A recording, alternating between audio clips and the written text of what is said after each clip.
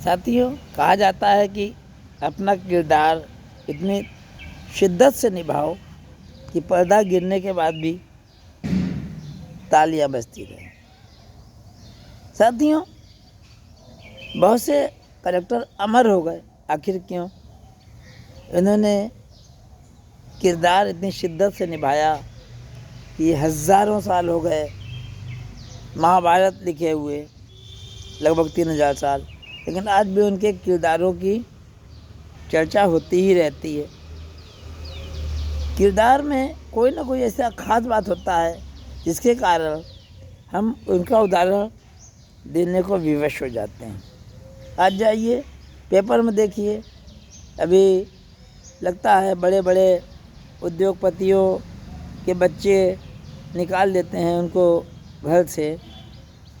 अभी मफतलाल और पता नहीं कितने ग्रुप के पता चला कि निकाल दिया और घर से, और ज़मीन प्रॉपर्टी के लिए कितने ही बच्चों को देखा गया है। पेपर में पढ़ा जाता है कि बच्चे ने माँ की हत्या कर दी प्रॉपर्टी के लिए, तो पिता की हत्या कर दी। गांव में मेड़ वगैरह वगैरह जो बातें होती हैं 2-2 फुट ज़मीनों के लिए, पीढ़ी दर पीढ़ी खूनी रंजिश चला करती है।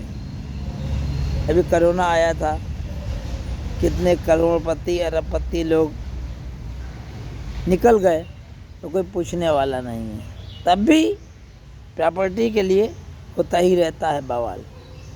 कोर्ट में 50 साल, 60 साल, 100 साल पीढ़ी दर पीढ़ी मुकदमे चला करते हैं।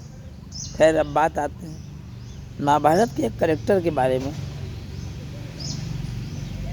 भीष्म पितामह। देखिए कितना पितृभक्त बालक रहा होगा। सूर्य कुमार की भी पितृभक्ति हम जानते हैं। अब देखिए, एक पिता के पितृभक्त पुत्र के रूप में उसने देखा कि पिता रोज आते हैं और अचानक ये गुमसुम और उदास रहने लगे हैं। गुमसुम और उदास रहने लगे हैं, समझ में नहीं आ रहा है क्या किया जाए क्या ना किया जाए।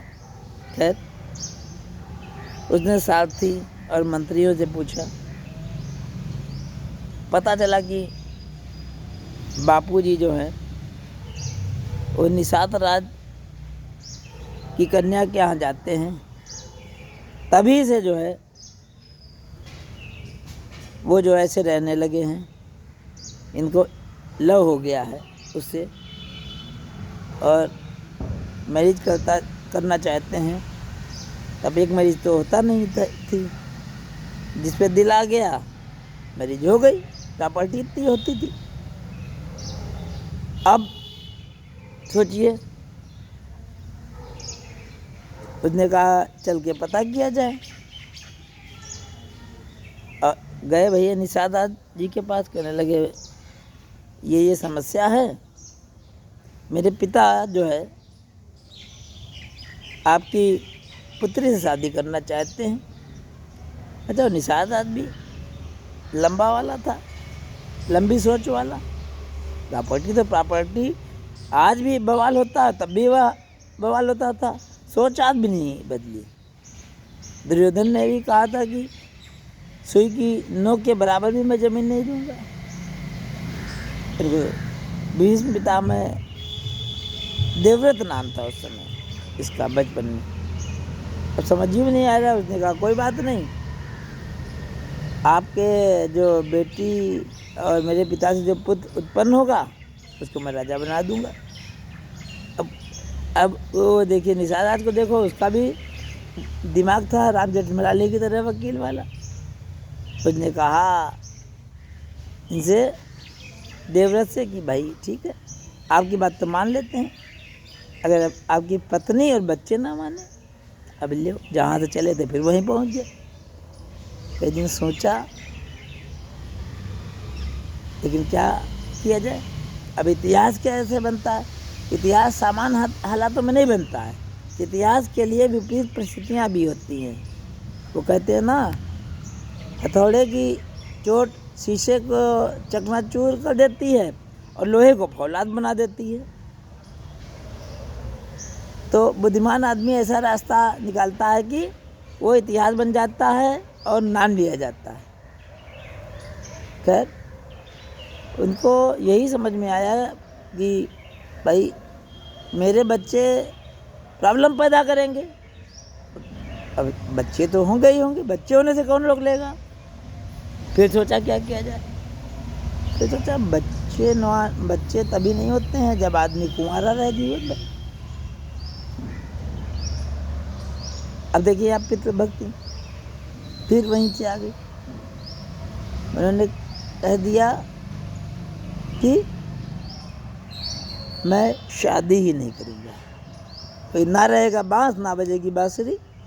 जब शादी ही नहीं करेगा, बच्चे नहीं होंगे तो ना तो समस्या ही का तो समाधान हो गया। वो कहते टू निप इन द बड, कली अवस्था में ही उखाड़ फेंकना। तो इस तरीके से जहाँ प्रॉपर्टी का लोभ मोह इतना रहता है, जो हमारे पास है उसमें हम एंजॉय नहीं कर पाते हैं, जो नहीं होता उसमें टेंशन लेते हैं। हर घर की आज भी यही कहानी है। बड़े बड़े साम्राज्य इसी चक्कर में तबाह हो गए। रानियां वहाँ अपने बच्चों को राज दिलाने के लिए कुटिलता करती रहीं। खैर, तो इस तरह भीष्म पितामह की जो प्रतिज्ञा थी कि हम शादी नहीं करेंगे प्रॉपर्टी के लिए, आज भी भीष्म प्रतिज्ञा जो है हमेशा हर उदाहरण में आती, चाहे कोर्ट के फैसले हो या जो भी हो। ऐसे लोगों को नमन करता हूँ। जय हिंद, वंदे मातरम, भारत माता की जय। मिलता हूँ।